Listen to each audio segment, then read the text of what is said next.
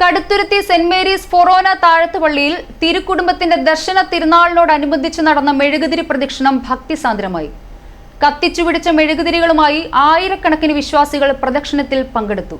തിരുനാൾ കുർബാനയെ തുടർന്ന് പുതിയ പള്ളിയങ്കണത്തിൽ നിന്നും പ്രദക്ഷിണം ആരംഭിച്ചു. സ്ഥാനവസ്ത്രങ്ങൾ അണിഞ്ഞ് ദർശന സമൂഹം പ്രദക്ഷിണത്തിൽ പങ്കെടുത്തു.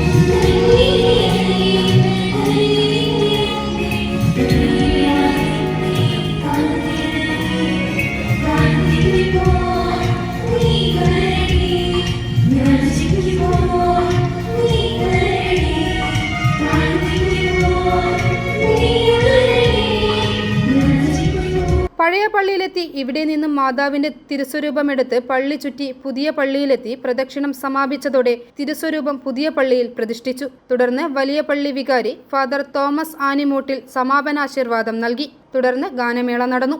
പ്രധാന തിരുനാൾ ശനി ഞായർ ദിവസങ്ങളിൽ ആഘോഷിക്കും. തിരുക്കുടുംബത്തിന്റെ അനുഗ്രഹം തേടി ആയിരക്കണക്കിന് വിശ്വാസികൾ ഈ ദിവസങ്ങളിൽ താഴത്തുപള്ളിയിലെത്തും. ക്രൈസ്തവ ദേവാലയങ്ങളിൽ ചരിത്ര പാരമ്പര്യം ഏറെയുള്ള ദേവാലയമാണ് താഴത്തുപള്ളി. ദേവാലയം പരിശുദ്ധ ദൈവമാതാവിന്റെ നാമധേയത്തിൽ പ്രതിഷ്ഠിച്ചിട്ടുള്ളതാണെങ്കിലും കടുത്തുരുത്തി പള്ളിയിൽ പ്രധാന തിരുനാളായി ആഘോഷിക്കുന്നത് തിരുക്കുടുംബത്തിന്റെ ദർശന തിരുനാളാണ്. പാലാരൂപതയിൽ ഏറ്റവും വലിയ ദർശന സമൂഹമുള്ളതും കടുത്തുരുത്തിയിലാണ്. തിരുക്കുടുംബത്തിന്റെ ദർശന തിരുനാൾ ദിനങ്ങളിൽ താഴത്തുപള്ളിയിലെത്തുന്നവർ അനുഗ്രഹാശീസുകൾ ഏറ്റുവാങ്ങിയാണ് കടുത്തുരുത്തിയിൽ നിന്നും മടങ്ങുന്നതെന്ന് വിശ്വാസികളും സാക്ഷ്യപ്പെടുത്തുന്നു. AD 4-ാം നൂറ്റാണ്ട് മുതൽ കടുത്തുരുത്തിയിൽ ക്രൈസ്തവ സമൂഹം ഉണ്ടായിരുന്നതായി ചരിത്രം പറയുന്നു. ഞായറാഴ്ച രാവിലെ 7-ന് വിശുദ്ധ കുർബാന, ലതീഞ്ഞ് 9:30-ന് തിരുനാൾ റാസ. ഫാദർ അഗസ്റ്റിൻ കണ്ടത്തിക്കുടലിൽ മുഖ്യ കാർമ്മികത്വം വഹിക്കും. ഫാദർ മാത്യു പന്തിരുവേലിൽ, ഫാദർ ജോൺ കുഴിക്കണ്ണിൽ എന്നിവർ സഹകാർമ്മികത്വം വഹിക്കും. റവറന്റ് ഡോക്ടർ ജേക്കബ് താനിക്കാപ്പാറ തിരുനാൾ സന്ദേശം നൽകും. 12-ന് പ്രസുതേന്തി വാഴ്ച, തുടർന്ന് പ്രദക്ഷിണം. വൈകുന്നേരം 5-ന് വിശുദ്ധ കുർബാന. ഫാദർ മാത്യു കുരിശുമൂട്ടിൽ നേതൃത്വം നൽകും. 6-ന് സ്ലീവാവന്ദനം, റംഷ, സന്ദേശം. ആർച്ച് ബിഷപ്പ് മാർ തോമസ് തറയിൽ കാർമ്മികത്വം വഹിക്കും. തുടർന്ന് തിരുനാൾ സ്മരണിക സമർപ്പണം ആർച്ച് ബിഷപ്പ് നിർവഹിക്കും. 7:30-ന് മെഗാ ഷോ.